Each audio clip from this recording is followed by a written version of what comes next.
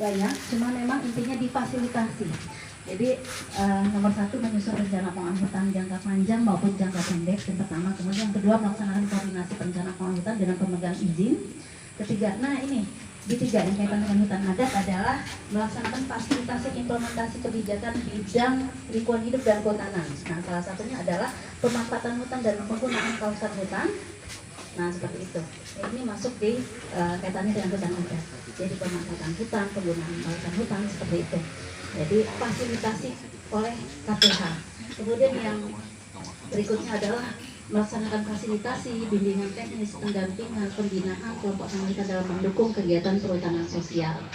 Kemudian ada lagi fasilitasi penataan kawasan hutan, fasilitasi pertumbuhan investasi, pengembangan industri dan pasar, kemudian fasilitasi kegiatan dalam rangka ketahanan pangan, fasilitasi peningkatan kapasitas SDM, kemudian pemantauan dan evaluasi pelaksanaan kegiatan pengelolaan hutan. Jadi nanti perusahaan-perusahaan yang ada di bidang kehutanan maupun hutan adat maupun hutan desa itu semua kita yang melakukan pengawasan, pengendalian, kemudian monep dan lain-lain kaitan dengan pengelolaan kawasan hutan di wilayah kerja kita masing-masing seperti itu. Nah, jadi dari semua dan tugas dan fungsi organisasi KPH Pasca UUCK inilah 11 yang mungkin bisa kita mantapkan bersama Bapak Ibu anggota MHA, kemudian juga teman-teman NGO. Kami sangat mengharapkan ini diingatkan kembali pada kita. Ini loh tugas KPH. Jadi kita juga, karena kita juga ada kegiatan rutin, kemudian kegiatan tupoksi yang lain ya Pak Niko maupun Pak Antoni Manik. Mohon maaf kalau memang khusus kalau kaitan-kaitan dengan masyarakat hutan adat ini kami akui belum terlalu intensif seperti itu. Tapi ke depan ini akan kita jadikan salah satu memang hal-hal yang prioritas. Lanjut lagi. Ini sekedar ini saja ilustrasi lanjut bahwa memang kegiatan-kegiatan terus ini foto-foto kegiatan ini Dinas Kehutanan Kalbar karena KPH adalah OPT-nya Dinas Lingkungan Hidup dan Kehutanan Kalbar. Ini ada 9. Lanjut lagi, ini hanya ilustrasi yang mungkin bisa katakanlah memotivasi kita bahwa banyak kegiatan setelah nanti ada penetapan hutan adat yang bisa kita laksanakan bersama, yang bisa diberikan fasilitasi untuk masyarakat hutan adat. Lanjut lagi seperti ini. Lanjut ini di 9 ini PS yang lainnya. Ini contoh yang di yang di Kuburaya. Informasi saja Bapak Ibu, mumpung kita berkumpul di sini. Jadi untuk Sintang Utara itu kita ada 6 hutan desa. Ada 2 sementara, yang kedepannya itu akan ada 2 lagi. Mohon bantuan Bapak Ibu kedepannya apakah ingin mendampingi. Kita belum mengajukan ke BPSKL nih untuk pendamping perhutanan sosial. Ada 5, 6, 7 yang akan mendampingi ke depannya. Itu tahun 2022 itu target kita. Nah, itu untuk hutan desa. Lanjut sambil kita ini kan, ini pengembangan PS yang di sana. Lanjut saja, ini karena ilustrasi. Balik lagi kalau yang untuk di Sintang Utara, ini atas luas ya, Bengkayang. Nah, informasi yang untuk Bengkayang ini sudah dibangun pabrik pengolahan tengkawang. Jadi selama ini memang tengkawang kita jatuh ya Pak, jatuh pada potensinya khusus untuk Sintang Utara itu banyak sangat ini gitu. Nanti ke depan mungkin teman-teman rekan-rekan yang di MHA yang berkaitan di MHA bisa mungkin bagi lagi kaitan dengan pemanfaatan tengkawang. Lanjut lagi. Ini produk hutan adat di Kalbar macam-macam, tengkawang musim pengolahan buah ahun, dan lain-lain. Minyak wangi, bagian bakar dan lain. Lanjut sampai kue es krim dan lain-lain, es krim, lipstik, kosmetik, pizza dan lain-lain. Nah, banyak sekali. Lanjut lagi. Nah, intinya adalah ketika ini sudah ditetapkan, ini akan banyak sekali fasilitasi yang akan kita dapatkan seperti itu. Tadi mungkin Bu Yohana sudah menjelaskan mekanisme proses untuk penetapan keputusan Bupati di Sintang kaitan dengan hutan adat. Nah, belum sampai di situ. Nanti setelah keputusan Bupati terbit, kita akan kawal. Jadi KPH termasuk tadi sudah dijelaskan Pak Niko maupun Pak Antoni Manik mengawal proses-proses perizinan untuk hutan adat ini. Seperti itu. Jadi balik lagi ke progres tadi, progres untuk KPH Sintang Utara. Ini kita ada 10 hutan adat yang pengajuan, tapi yang pengajuan yang masuk ini baru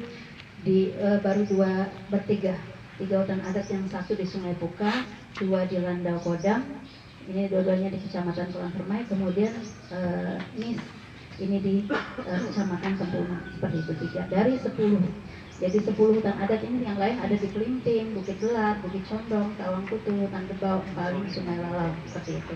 Nah ini kita sudah buat peta, rincian lokasi, luas dan lain-lain. Nanti silakan ini terbuka. Kawan-kawan NGO yang nantinya ke depan ingin mendampingi bisa mendapatkan data ini. Kita bisa kolaborasi bersama. Kita juga sudah buat analisanya berapa area berhutan, kemudian juga yang tidak berhutan berapa, luas total rinci, berikut petanya. Jadi mohon, sini banyak sekali, mohon izin dengan tidak mengurangi rasa hormat tidak bisa saya sebutkan satu-satu teman NGO, tapi kami berharap kawan-kawan NGO bisa membangun percepatan proses hutan adat ke depannya bersama baik KPH Sintang Utara, KPH Sintang Timur, dan KPH Melayu. Mungkin informasi juga, saya sudah dengan Mantong ya, Aman, di sini dari Aman. Sudah saya share untuk mungkin ada dari teman-teman NGO yang belum punya SK anggota Pokja PPS dan Sekretariat Percepatan dan Penguatan Perhutanan Sosial di Kalbar. Jadi Aman sendiri tadi bilang kami tidak punya kewenangan bla bla dan tidak seperti itu. Aman sendiri adalah anggota Pokja Percepatan PPS dan punya tugas ini. Kita ada di bidang percepatan pemberian akses perhutanan sosial.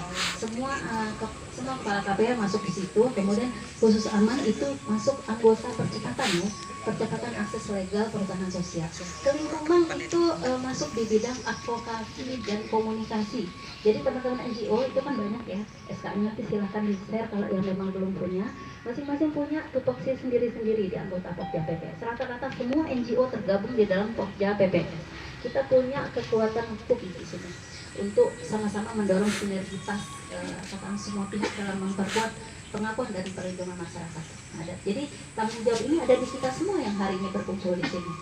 Di itu memang nanti fasilitasi dari Aman ya yang menjadi katakanlah tuan rumah di sini, LH juga yang dalam hal untuk di Kabupaten Sintang.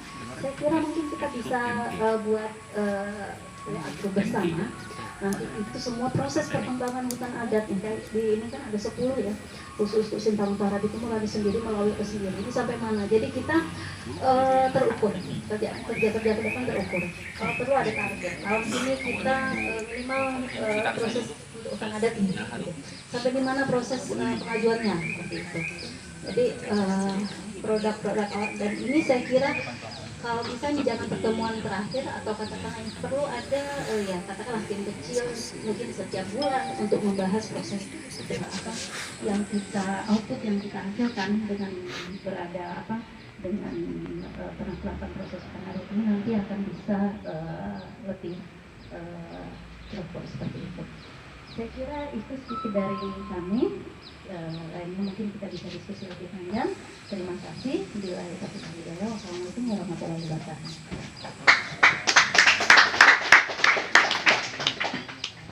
Terima kasih Bu Anita. Berapa hal saya menangkap tadi ada usulan, ada WA group untuk hutan adat. Lalu Pak Aman sendiri ngomong masuk Pokja PPS. Lalu saya sepakat juga kalau hari ini adalah Aman yang menjadi tuan rumah kegiatan diskusi hari ini.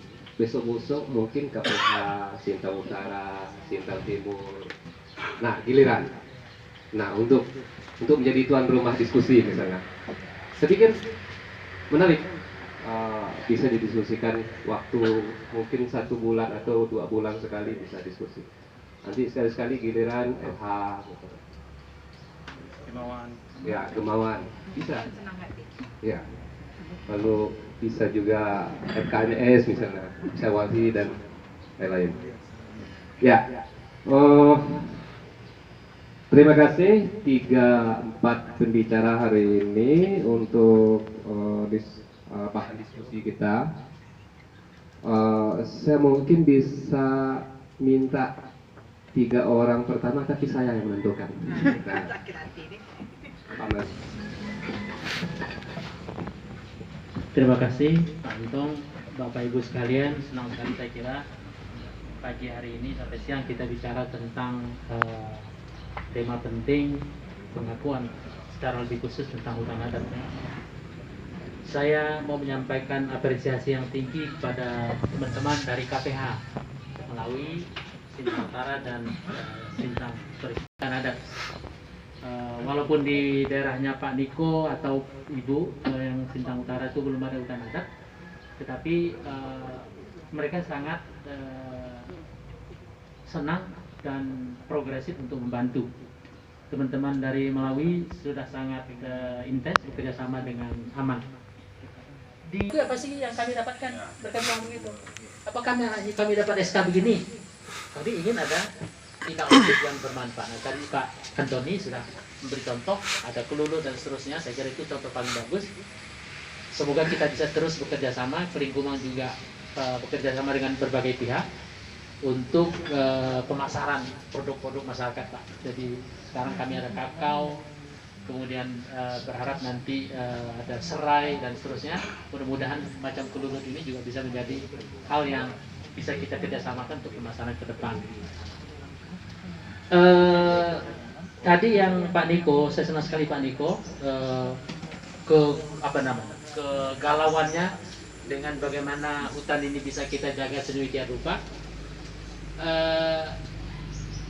Salah satu pengukuran yang dilakukan untuk oksigen ya. Jadi yang salah satu penelitian yang banyak direferensi orang, jadi referensi termasuk saya, adalah pengukuran yang dilakukan oleh Girakis tahun 74. Dia mengatakan bahwa setiap meter persegi lahan bervegetasi hutan itu menghasilkan oksigen 50,625 gram per hari. Dan itu menarik sekali karena saya melakukan penelitian di Riam Batu untuk disertasi saya. Dan itu sudah saya sampaikan ke banyak teman. Jadi betapa besarnya sumbangan hutan dalam memproduksi oksigen. Dan yang menikmati oksigen yang diproduksi oleh hutan itu bukan saja masyarakat sekitar situ, tapi juga orang Sintang, orang kemana-mana. Jadi kalau hutan itu lestari, yang menikmati oksigen yang diproduksi oleh hutan itu bukan cuma orang situ. Sangat menarik kalau yang seperti Pak Niko tadi sampaikan, mungkin kita bisa cari sama-sama data di tempat lain. Pohon ini menghasilkan oksigen berapa, memproduksi oksigen sebanyak apa dalam sehari. Nah, saya kira itu menjadi sangat menarik untuk literasi kepada berbagai pihak. Saya kira tantangan kita yang tadi disampaikan Ibu Juliana itu adalah Johanna ya, Ibu Johanna, anggaran. Saya sangat ikut sedih juga mendengar ternyata untuk verifikasi lapangan itu tidak ada anggarannya, hanya bisa verifikasi faktual. Administrasi. Kita melakukan pertemuan Pak Victor ya dengan DPRD agar DLH ini dipastikan ada budgetnya untuk melakukan verifikasi lapangan, karena menurut Perda 12 tahun 2015 itu kan segala hal equal pendanaan yang terjadi akibat Perda ini itu ditanggung oleh APBD kan begitu. Nah pada faktanya belum ada budgetnya untuk verifikasi